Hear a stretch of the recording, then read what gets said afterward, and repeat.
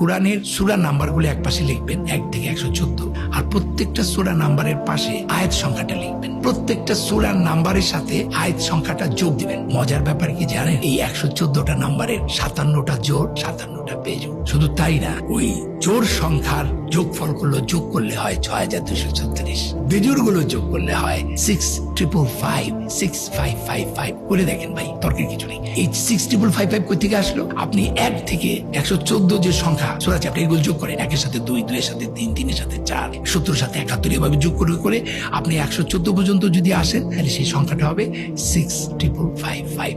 তাহলে জোড়াটা হচ্ছে 6236 আর বেজোড়টা হচ্ছে 6555। শুধু তাই না, এর পরের যে ঘটনাটা সেটা আরো ভয়াবহ।